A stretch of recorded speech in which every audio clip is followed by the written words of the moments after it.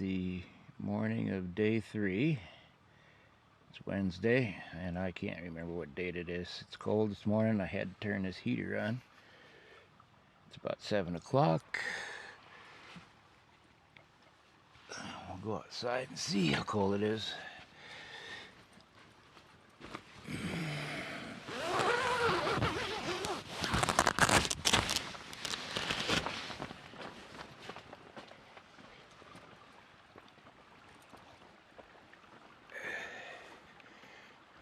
See, 32.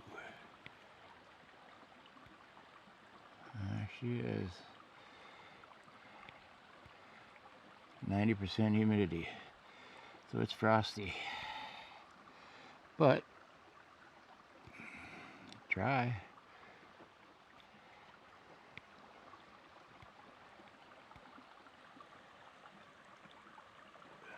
Very nice morning, really. Still quiet. Time to make coffee, that's for sure.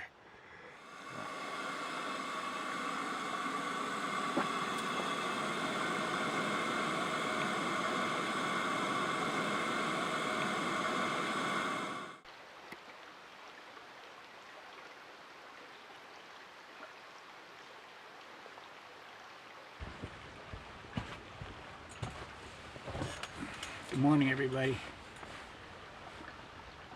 You know, I thought I'd take this week and this trip to answer a question that I've received on some of the Facebook sites I belong to, camping sites, and on my YouTube channel. When I had made a comment that I do dispersed camping, and the questions came back, what is dispersed camping? So I'm going to answer those questions this week, and we're going to start off with what is dispersed camping. Dispersed camping is, people call it wild camping, but I don't really look, it is wild, but dispersed camping and wild camping to me are a couple different things. I think wild camping is more when you hike out onto a mountain or a trail away from roads and vehicles, and you pitch a tent. That's wild camping to me. Dispersed camping is in the wild, but it's any kind of camping, you know, according to the Forest Service, it's any kind of camping outside of an established campground. Established campground meaning one that has restroom facilities, potable water possibly, there's an attendant there that keeps stuff cleaned up, there's trash pickup and that there, and you pay a fee, and they range all over the place. You pay a fee to stay there. Dispersed camping has none of those things. It's just out in the wild, and you know how I find the sites. I can tell you that I'll go into that some more, but right now let's just talk about, you know, what is dispersed camping.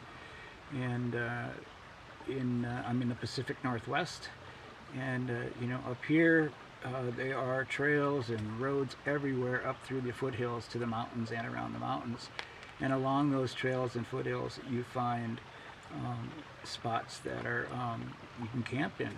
Many of them you can pull your RV into, or a trailer if you're pulling a trailer, and some you can't. A lot of them you can't, and it's up to you. You know, what's your preference for camping as far as what kind of site you can find. But you know, I'm out here in the Mount Hood National Forest, and I am right on a creek. I'll show you that. And right behind me is the Oregon Trail. This road that's right behind me here is the old Oregon Trail that the pioneers used to come west. And this is part of the last leg of it. It's an area that was developed on some old Indian trails, some old Indian hunting trails. This was developed to get the wagons through instead of putting them into the Columbia River and traveling down the river, which was often dangerous and costly. So this trail right here has been here for you know, a long time. And I love it here. It's just gorgeous. There's a main river back behind me about a quarter-mile away that I camped on last year, and it comes directly right down from the mountain. Mount Hood is just right up from us here, and I'm kind of on the side of the mountain in the foothills of it. So, you know, we'll talk about dispersed camping and different subjects that relate to it. And in the video, I'm going to post quotes from the Forest Service website that explains dispersed camping. So those quotes you see come from the National Forest Service. So hang in there, and we'll move on with this. Let me show you the site.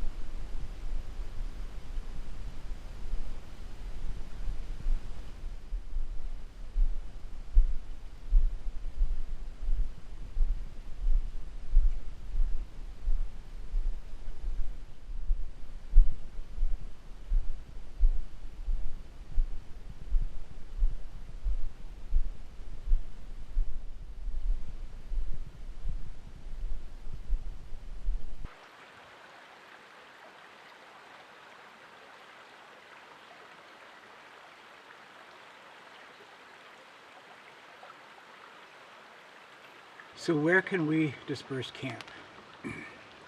You can disperse camp on National Forest Service lands, Bureau of Land Management, BLM lands, state forests, national parks, some of them, and those are the primary areas.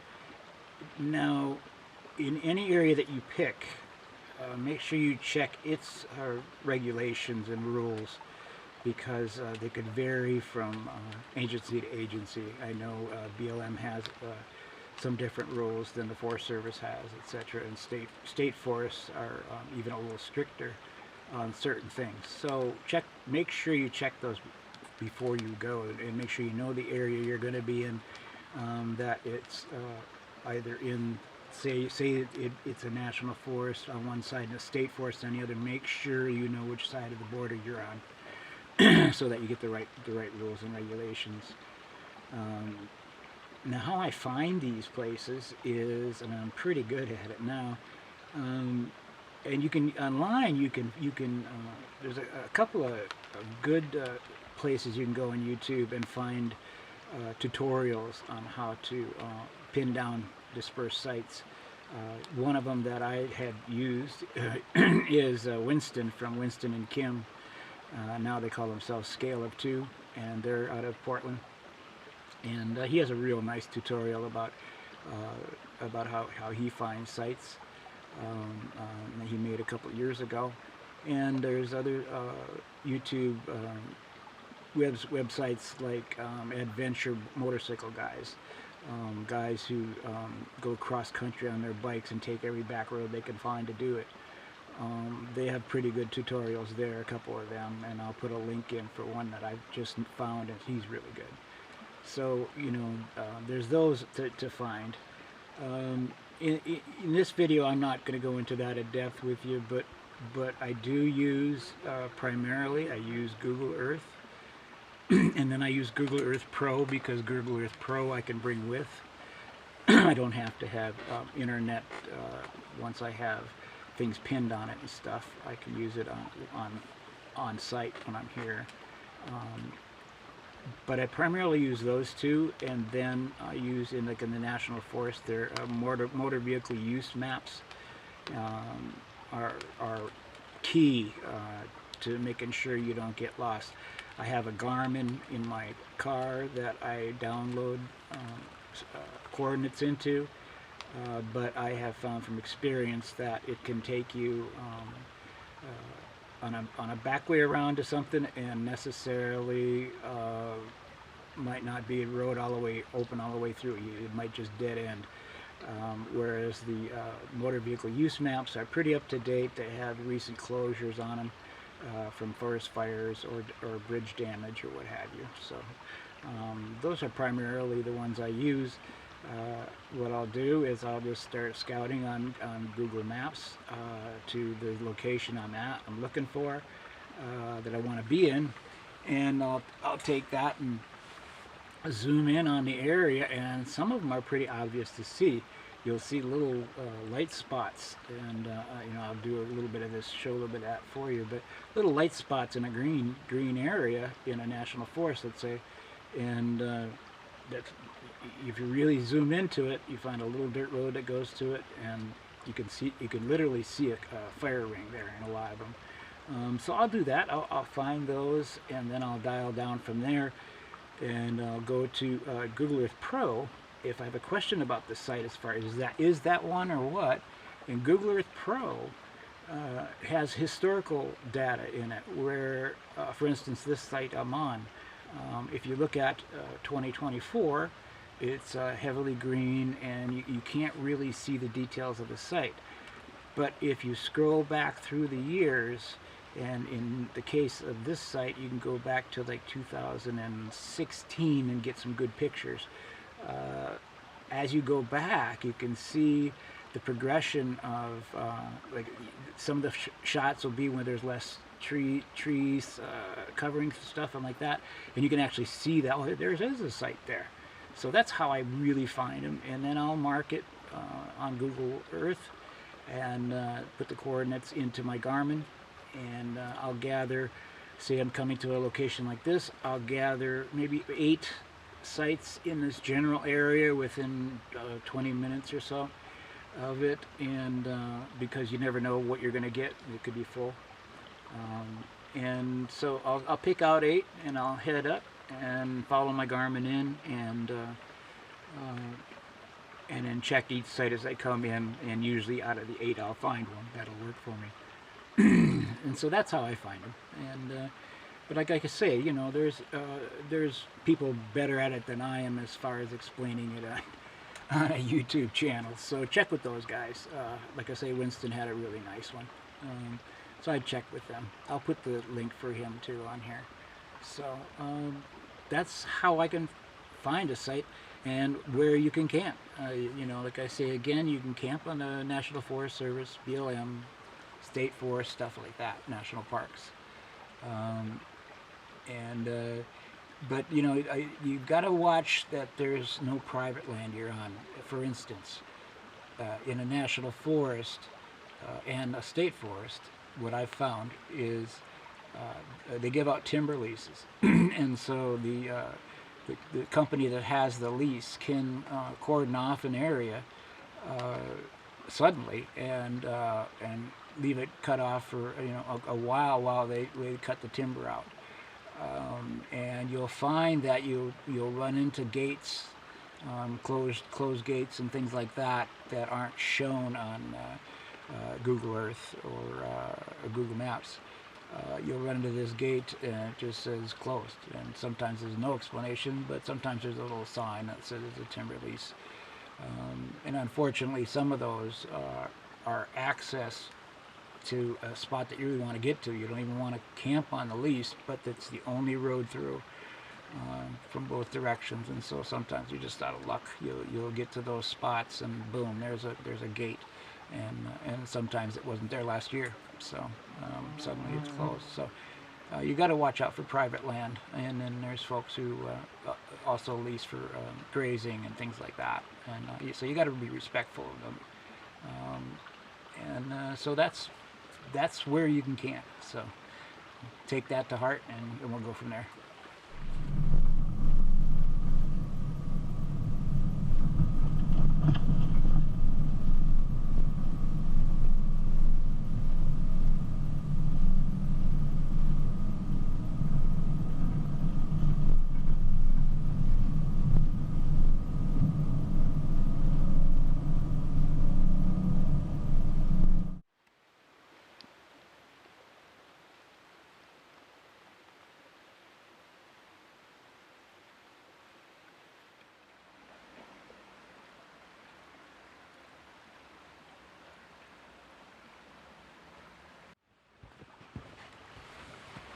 Okay, let's talk about choosing a campsite. The best thing is to use one that's already there, and those are everywhere. There are thousands of them.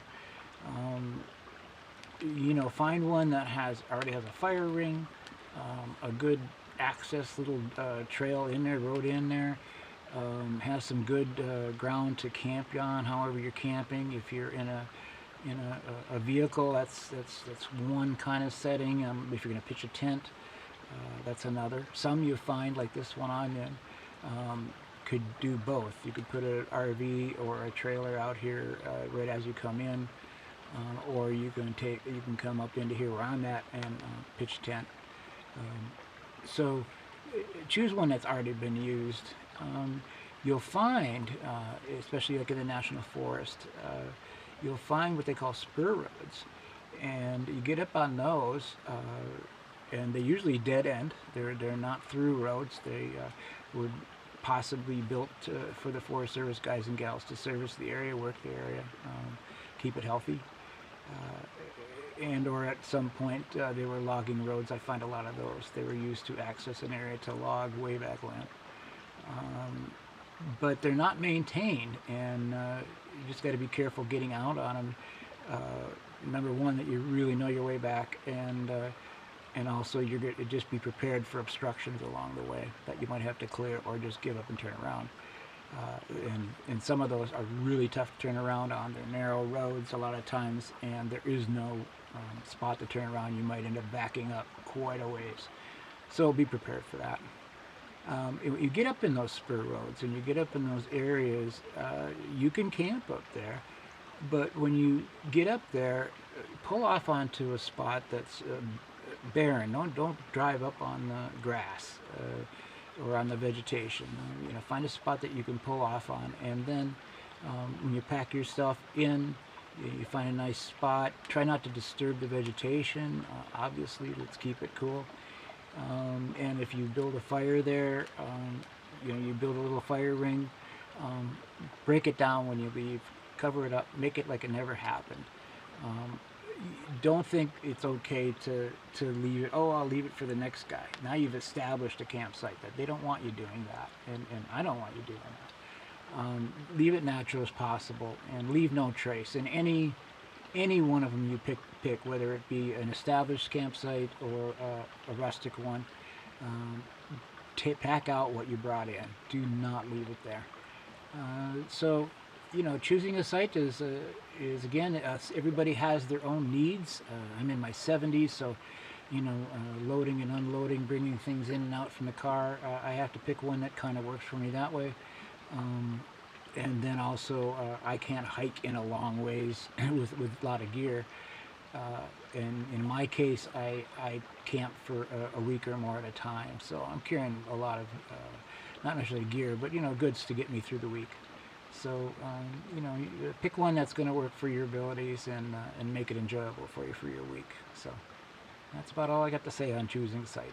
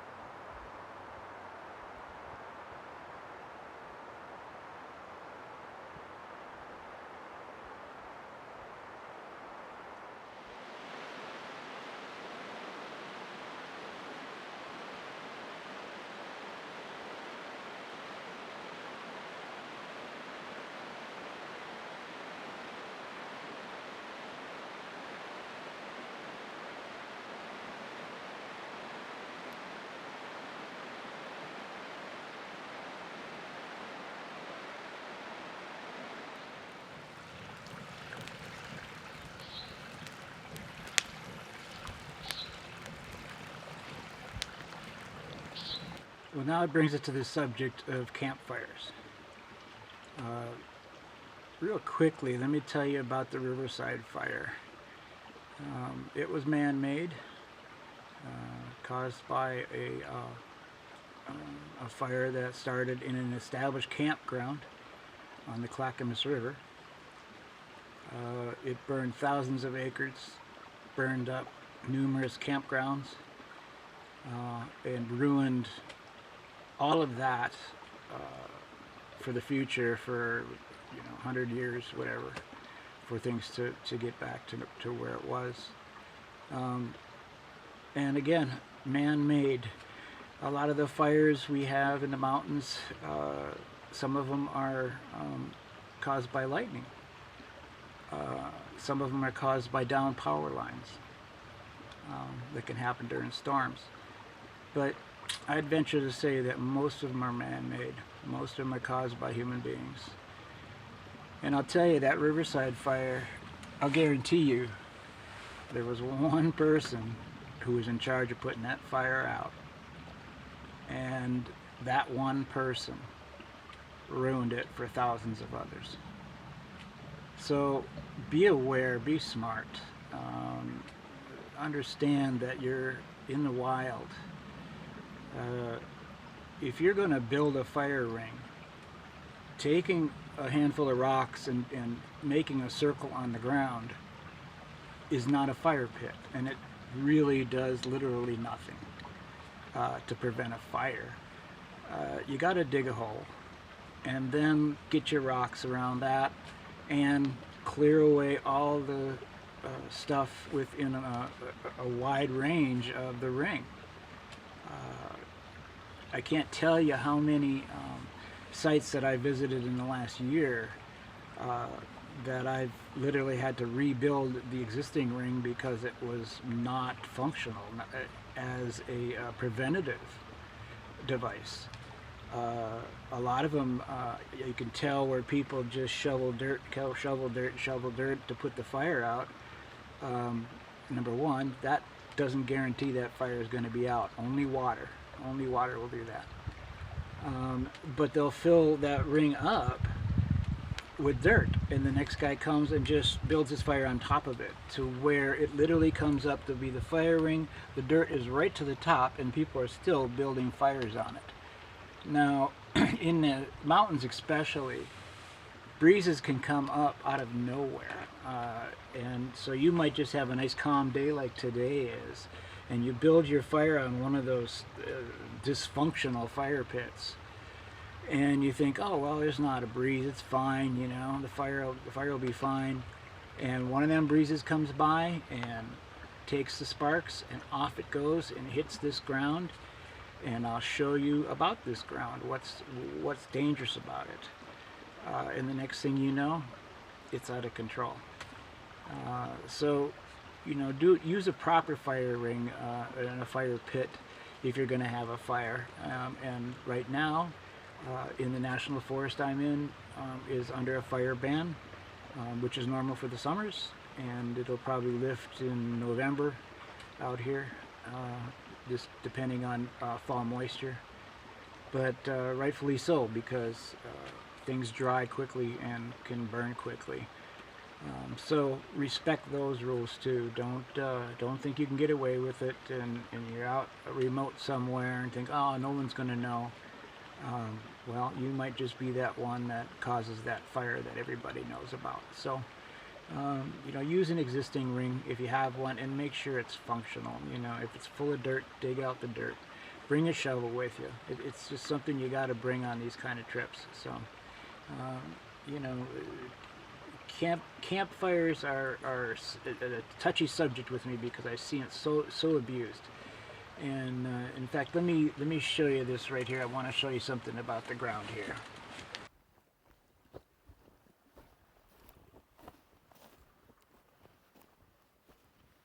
So there's the fire pit right there. And let me show you something. Let's look at this spot right here. So look at this. It all looks like just barren ground, right? In reality, it's years and years and years of pine needles and pieces of bark falling off the trees that have built up. And underneath is more of the same. Just packed down. Still organic, still dry enough to burn. But this covers the whole area all the way out. And this stuff burns like fuel. Just like gas. I've seen it burn. And it's just a blue flame and it travels very fast. That the pine needle stuff is one of the things that gets away on people. They just don't think about it. But you got to use your common sense. You know that Christmas trees just start house fires. You know that when they dry out. And what happens is the pine needles, like right here, just get dry, and they are like gas, like I said, and they just take off. And they'll create their own wind, which causes more fire. But they can run on you quickly. So, you know, use your common sense when you're having a fire, and you know, when you put them out, use water. You know, it's okay to throw dirt on it, but even then, use water, and a lot of water. My rule is basically douse it until it's running out of the fire pit. And I think they say, you know, you should be able to dig your hand down in the ashes, which I don't want to do, but it should be cool down in there. So again, use common sense.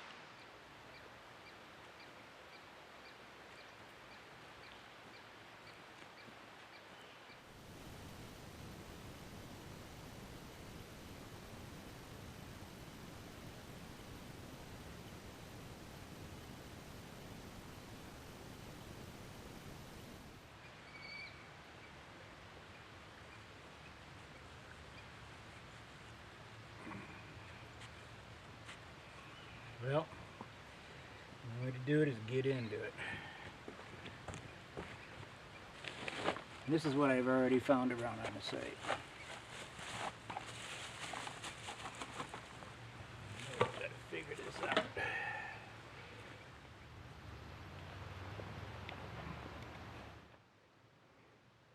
Well, this is worse than I thought it was. Got my work cut out for me today. I'm going to clean this up. I just can't believe these people. I mean, this is no respect.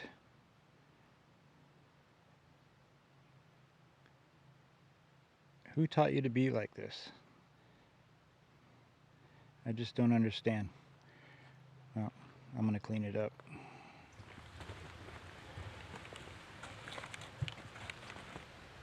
Oh yeah, this is the part about waste disposal.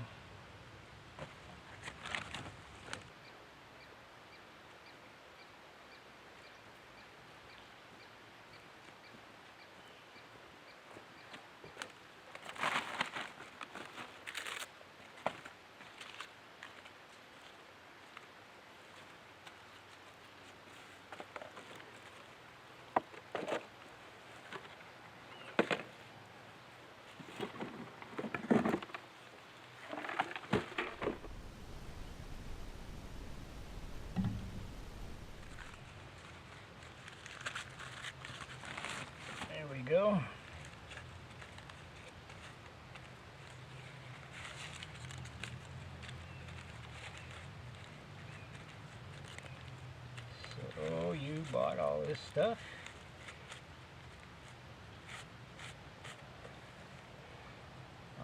At Safeway store, number 782,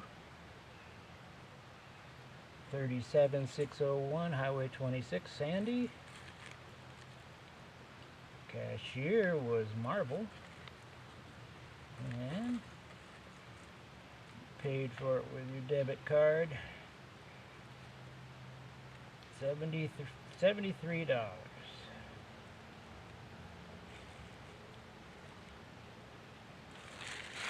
Well, you suck.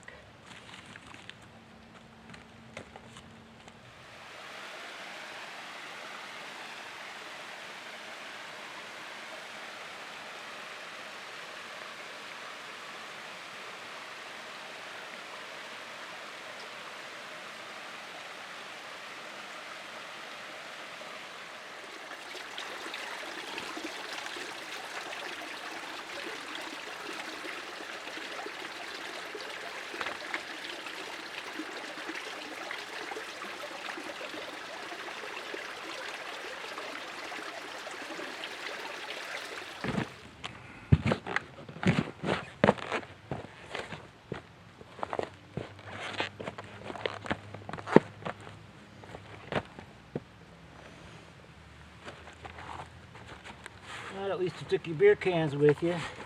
Gotta get that nickel can back, don't you? Especially if you spend $73 at Safeway for this trip.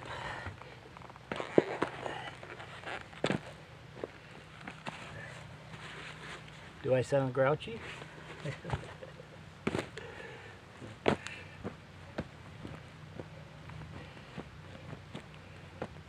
Yeah, this stuff makes me grouchy. I want to show y'all something. You see that bag hanging there? That's a yellow jacket trap. I got this on zoom because I can't get too close. I am terribly allergic to these. I imagine the Forest Service put it up there. And the reasons yellow jackets get crazy is people leave their trash around with sugars and food scraps with fats in them, and the yellow jackets thrive and just terrorize the site, and it can become unusable. So if you see these, beware.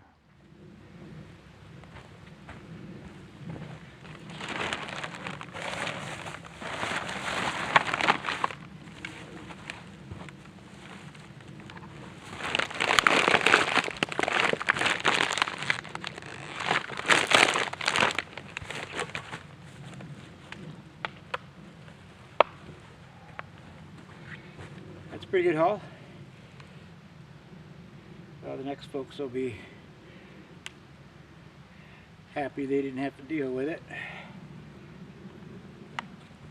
Hopefully they don't leave the same mess. A few other things I want to pick up.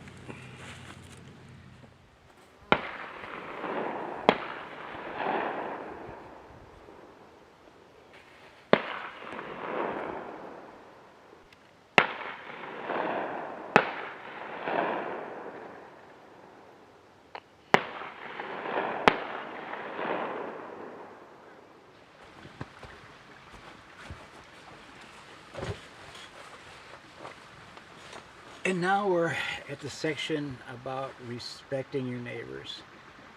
That's a big thing. You know, folks come up here for peace and quiet, privacy. I know myself, I live on a very busy street in town. A lot of traffic, a lot of car noise, truck noise. People running their music really loud, coming down the street. People just tearing the street up with their vehicles, and God knows I did it. But you know, when I come up here, that's not why I'm up here. That's not what I want, and I doubt that any of you do. You know, and I'm all for a good party, and I know that a lot of folks bring a group of people, and like for instance, a site like this is perfect for a large group. family get-togethers, what have you, and a party goes on. And but you got to understand that the volume level goes up as the party goes on, and there's a time for that to calm down a little bit, you know, especially if there's folks around you. If not, go for it, you know. In fact, there's a couple of people watching this video who, in my younger days, and I'm talking a long time ago, you know, we were out having keg parties out in the woods and having a great time, and I'm all for it. It's a good, safe place to do it, away from other people. But you know, when you're in the national forest and stuff like that, try to keep it down a little bit later on at night. And you know, again, respecting your neighbors, you know, goes the same with as far as trash and things like that. And we've talked about that. But you know, have some respect for the next guy coming in, and you know, try to keep it quiet, really. You know, let everybody enjoy it, especially at night. I gotta tell you, the last site I was at up above the Kalawash River, I was out shooting stars at night one night, and it was about 12:30 at night, and out of nowhere fireworks went off on the mountain above me, and a lot of them, and you could tell they were big, and they were shooting into the sky and what have you.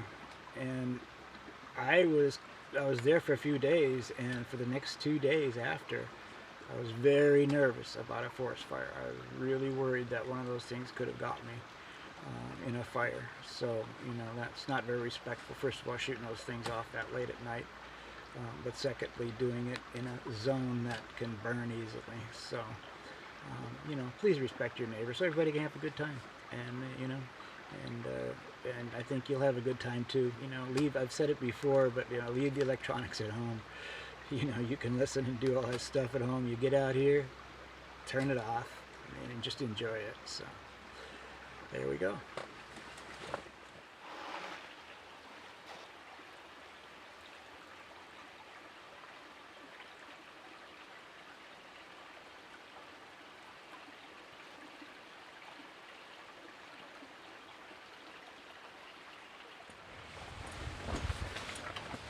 I'd like to add a footnote here, and that is that when you do come dispersed camping, come prepared. Bring a good shovel, and bring a saw, a good wood cutting saw. The reason being, even if you bring your own wood, you might find you need a good saw to get into a place, because maybe some branches across the road from the snow weight, or a small down tree or something that you can get through. But even more importantly is you might need to get out. Case in point, last year I was camping over here on the river, and I was in there about 10 days, and I had heard a big tree fall. Probably about my 4th night in, we'd had some wind, and I just hoped it wasn't my road. But when I did leave on day 10, luckily it wasn't the big tree, but there was a small tree across the road. It had me blocked, so I had to stop and take care of it, get it out of the way. So that kind of thing can happen. Another thing, make sure you bring personal protection. And by that I mean, you know, bring a good body bug spray. Bring a good flying insect killer. This one's great, and a big one. Get a big one. You'd be surprised how much this will work for quite a while, blowing it around outside to keep things away. And bring yourself some bear spray, and it is good for all kinds of predators, including human. I bring 2. The reason being, for instance, let's say I'm out on a hike doing some photography or fishing, or even just in camp, and I have an encounter with a bear or another predator, and I have to use the spray. Well, that bear or predator took off, but maybe not far, and probably not far. They're still in the woods around you somewhere. So what do? Pack up and leave? I've used up my bear spray, so I bring a second can. That way, if they become a pest and they want to come back again, Again, I have some protection, and I can keep at my site, and I can keep doing what I plan to do. And then last but not least, I bring a firearm. If all else fails, that's my last resort. But I just know that the bear spray sometimes you might miss, and or not get it good enough, or it might circle around and come back at you. So I bring a firearm to be prepared, and I bring a large caliber one. And other than that, you know, those are the main items that I think you need to be aware of, that you need to bring. So there you go.